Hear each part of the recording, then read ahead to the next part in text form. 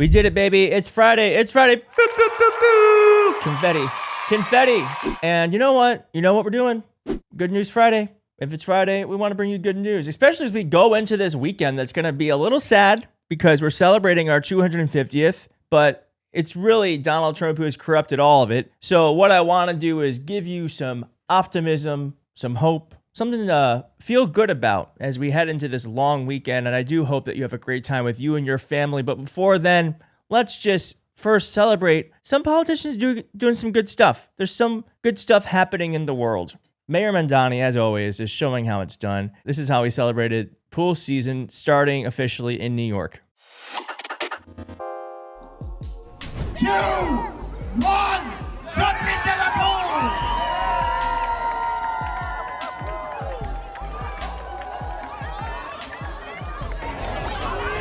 That's awesome. You know, have you ever gone into a pool in a suit?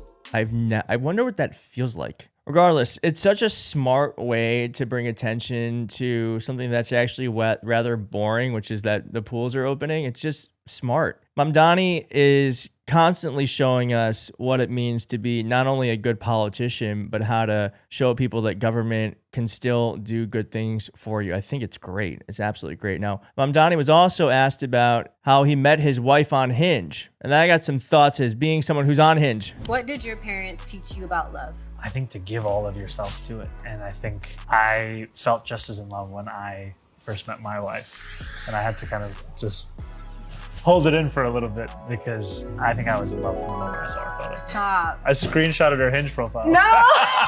Before she even matched back. Wait, you're like, no, this is my wife. Let's go back to that moment. You're on Hinge, you see her profile. I'm assuming you swipe first. Absolutely.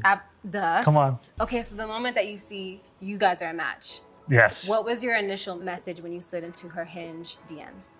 Do you remember? Oh my God.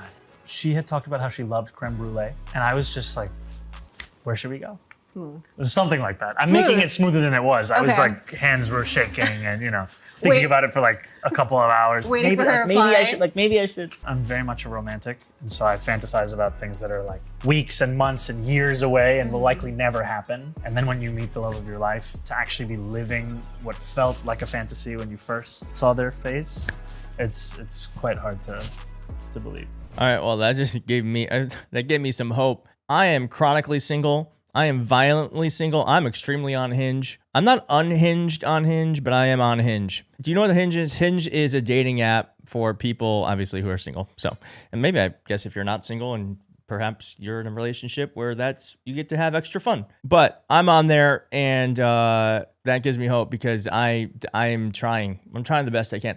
I'm just going to say this. I'm going to say it. I literally had a date planned for today. Someone I met from Hinge. We made the plan yesterday, and he was like, what do you want to do? I was like, oh, we can hang out Friday night. Okay, great. He texts me in the morning. He goes, hey, so I'm actually going to have a dinner with my friends from 6:30 to 8:30, but, maybe we can do something after. I'm like, excuse me, we made plans.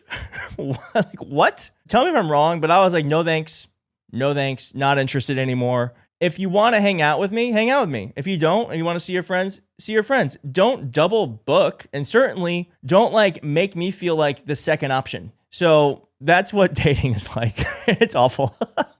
Anyways, wonder if he'll regret that. Probably not. He doesn't care. Everyone's awful. All right. John Ossoff is rallying, and we love a good John Ossoff clip. And what I love about this is that John Ossoff reminded us about what America really means, what it really means to be an American, because I think we're so used to Donald Trump trashing us, saying how good we used to be, how we're on the way out of hell, and how things are so bad right now and only he can fix them. Well, actually, no.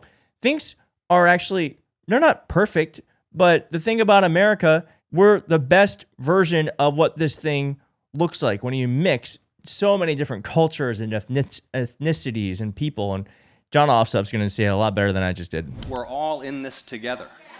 That we're not just one United States, we're one united people. E pluribus unum, out of many, one.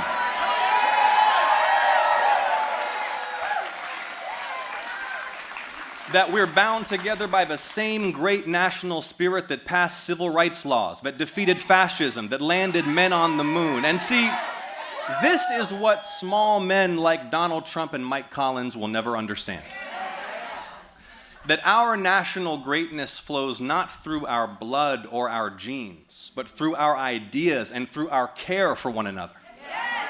How amazing is it that the most powerful nation on earth proclaims as its core values that all are created equal, with inalienable rights to life, liberty, and the pursuit of happiness, no matter how humble our beginnings, no matter our ancestry, or when we arrived on these shores. Americans aren't a race, we're a people. United not by ethnicity, but by shared convictions, and that is what makes us exceptional and a beacon to the world. Absolutely. It's just so important to hear a message like that, especially as we're heading into this 4th of July. And I know America's not perfect.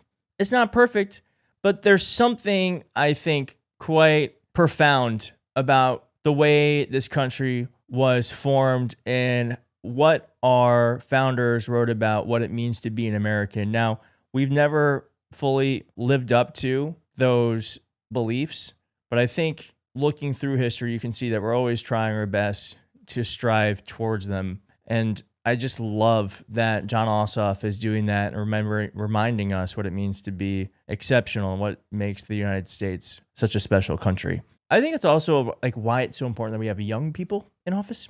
Ossoff was, how old was he when he came into office? I think he was like 36.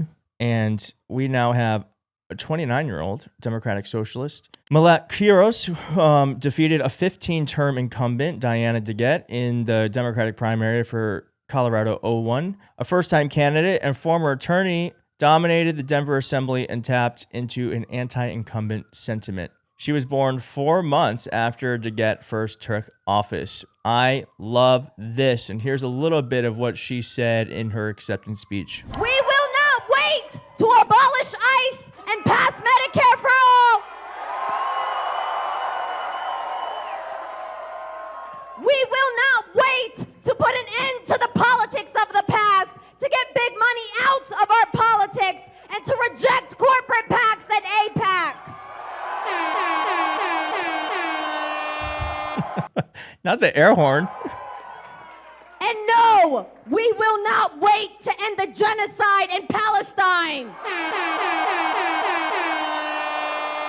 That's such a hopeful thing happening in this country is that, the Democratic establishment has failed to defend us, has failed to fight adequately against Trump. And we are now doing something about it. And I love that. And it's such a moment of hope that we're putting new, youthful leaders who are willing to fight into office. Let's switch topics for a moment because Michelle Obama was interviewed and she was asked about the portrait she has with Obama. And here's what they said. And you're in the foreground. You're together there. Yeah. It's not, what is often, you're not in the background. Yeah. You're right there together. Well, that's because I married a man who isn't threatened by, having a smart, challenging partner. And that's also another way to be a man, to lead, to lead and co-lead all at the same time. And to be good with it because it gets you to become a better person. So that's a testament to the way my husband was raised and how he sees the world, but he is not unique. There are men like that all over the place. All right, are they on Hinge, Michelle Obama? Are they on Hinge? I just need one. Well, okay, that's good. Okay, now good for you. Glad you have love in your life. Okay, and let's end with this because Tucker Carlson had Chris Cuomo on his show. I kept wanting to say Andrew. Chris Cuomo on his show. And Chris Cuomo, I'm not like a huge fan of Chris. I don't know much about him, so I can't say if I'm a huge fan or I don't like him or whatever. I don't really have an opinion about Chris Cuomo, I suppose. My opinion on him improved when I saw this clip because he really did the thing that Tucker Carlson actually does so easily to other people, which is he kind of trapped him by asking questions about his perceived beliefs around Russia. It was actually very fascinating, and it happened on his own show, on his own podcast. So I'm going to leave you there with that. I'll let that play. But I just want to say again, happy 4th of July. I hope you have an amazing time with you and your loved ones. Just because Donald Trump ruined our celebration doesn't mean we can't celebrate. Okay? And I hope you can find a way to celebrate what America means to you in your own life. I'll see you soon. Bye.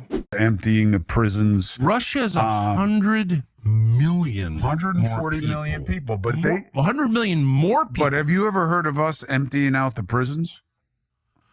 I mean, why does he have to do that? He's in a desperate place. Because he doesn't want his citizens to have to fight an unpopular war because he's worried about his popularity because he wants to stay in power. So it's easier to send convicts to the front. They have done this for centuries. I'm against it, but I'm just saying that's the fact.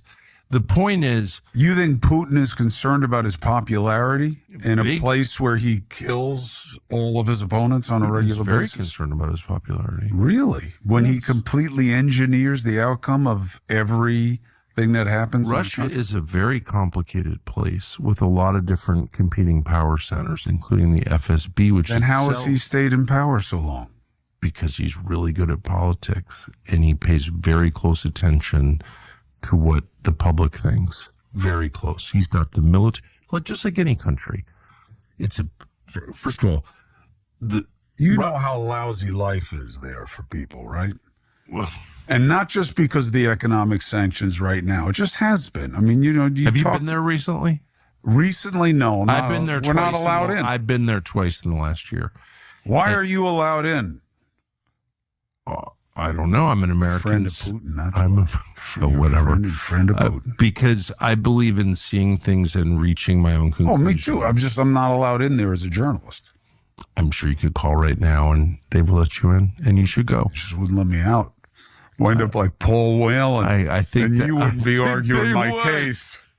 But look, here's the point. No, Russia, Putin does not have absolute control of his country, and there are all kinds of potential rivals. He's been there for. You sound more sympathetic towards him than towards Zelensky.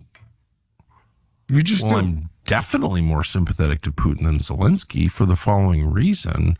I'm not sympathetic to Putin in the sense that I don't want to move to Russia. I don't see Russia as like a close friend of mine at all, or a free country or anything like that. I'm just saying, I think it's fair to judge leaders on how they do for their country. They have one job. Do a good job for your country. Make it better. And you think Russia's doing well? A lot better than Ukraine. I mean, a lot of Ukrainians have fled Ukraine to Russia. A lot. Well, yeah, they're under siege right now. No, but I'm just saying, like, Russia actually, for a country at war, is thriving. I think it's got deeper problems. War is not good for any economy over time or any country over time. But there's been such a massive infusion of Chinese investment into it.